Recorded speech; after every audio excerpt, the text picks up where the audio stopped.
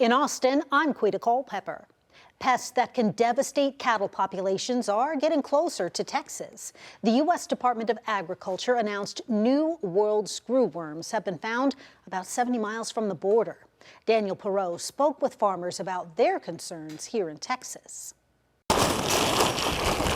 At Kenny Landgraf's ranch in Red Rock, southeast of Austin, it's lunchtime. On the menu for his cattle, these cubes. As they're eating them, they're actually taking the dewormer internally. The screwworm, parasitic flies that eat the tissues of animals, primarily infecting and killing cows, is at Texas's doorstep. It's kind of within 100 miles of the border, so I mean, that's very concerning. We have a $30 billion livestock industry, a $5 billion wildlife industry, so it's very threatening. Landgraf uses fly prevention measures like insect growth regulators in his cattle's mineral supplements, along with ivermectin, which is poured over the cattle, and Dectomax, which is injected. That impacts all types of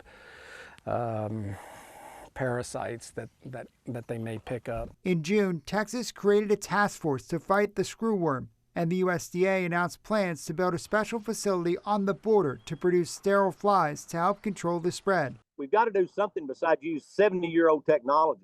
Texas Agriculture Commissioner Sid Miller says there's a fly bait that, when coupled with the sterile fly technique, is a 1-2 punch and can eradicate the pest in just 90 days, but says the USDA and Texas Animal Health Commission are not on board. So we know it works. It's been proven. We've used it before, but they're just very reluctant. Miller says the sterile fly technique alone will take too long to kill them off, potentially wreaking havoc on the cattle industry and the food supply. Very frustrating to me that we can't get off high center and eradicate this pest before it becomes a real economic problem. Back on the ranch, Landgraf says it's important to stay informed but not panic about the threat.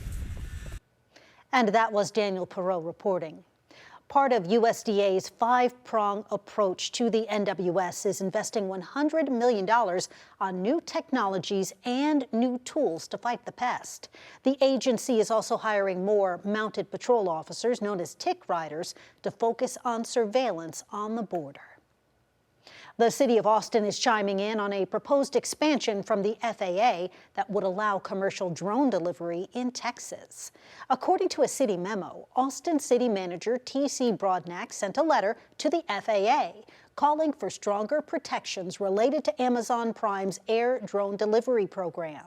That program hasn't launched here in Austin just yet. Broadnax wrote that the FAA should require noise monitoring to look at the impacts of delivery drones on residents and wildlife, and ban drone deliveries in shared public spaces like parks and green spaces. On Wednesday, a speaker from Turning Point USA visited Texas State University. In light of recent backlash against a professor and a student surrounding Charlie Kirk's death, Jessica Cha spoke with students about the state of free speech on campus. Funnily enough, he picked me out of the crowd. One by one, I just wanted to say thank you for coming here. people are lining up to have a conversation. Do you have any information about male detransitioners? A speaker from Turning Point USA visited Texas State University on Wednesday. In the spirit of Charlie Kirk, we must continue moving forward. During a tense time on campus. In light of the recent firing of a Texas State professor and the backlash a student faced over mocking Charlie Kirk's death at a recent campus event, students here say that free speech is up for debate. It's been tense. It's been quite divisive. Texas State recently fired Professor Tom Alter over comments he made during a virtual socialism conference about overthrowing the government. Students John Villanueva and Skylar Siebert say since then, students have been afraid to voice their opinions. That comes from, the wants, seemingly from the wants of the administration to, just remove the free speech that they don't agree with, which should upset every American. But it doesn't end there. No one will be safe unless everyone is safe. But others like Mason Lemmy say it's about respect. I think a lot of people are saying oh, free speech, you can say whatever you want, but at the end of the day, universities specifically, especially if you're a professor, have guidelines and regulations. Lemmy also brought up the case of a Texas State student who faced backlash online after mocking Charlie Kirk's death at a memorial on campus. Because it kind of tells people oh, okay, I can't just mock an assassination, call death bomb people, be racist, be hateful to people. Like, we have to be respectful. While divided on the topic, where they do agree is having the platform to talk about it. We have to have conversations. This is admirable, people being here, trying to start conversations, start dialogue. A conversation at Texas State. In San Marcos, Jessica Cha, KVUE News. Also at Texas State Wednesday, some students rallied in support of the one who faced that backlash after mocking Kirk's death at a recent memorial on campus. Video of that student got the attention of the Texas governor, who called for his expulsion.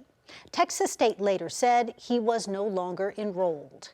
On Wednesday, students said the one seen in the video was threatened and felt forced to leave school. And they say other students of color have also faced threats. And while we do stand with our brother, we understand that, hey, what he did was not the right thing to do at the time, and it was not okay at all. Everyone was getting attacked, and everyone is getting hate. So when one of us is attacked, all of us are attacked. Those students say they want the young man who was seen in that video to return to Texas State to continue his education. The Amplify Center in Austin is broadening mental health access to those who need it most.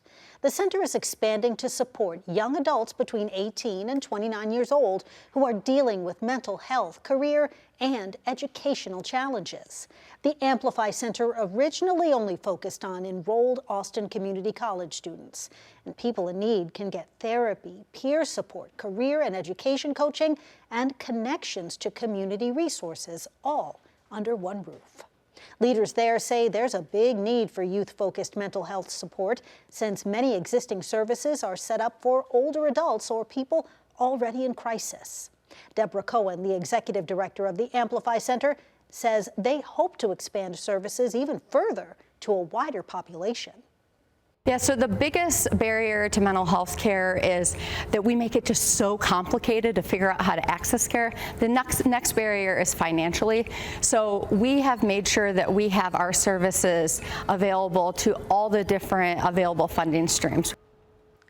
Services are billed to public and private insurance, and they also accept the Travis County Medical Access Program. And those are the headlines happening in Austin. I'm Quita Culpepper.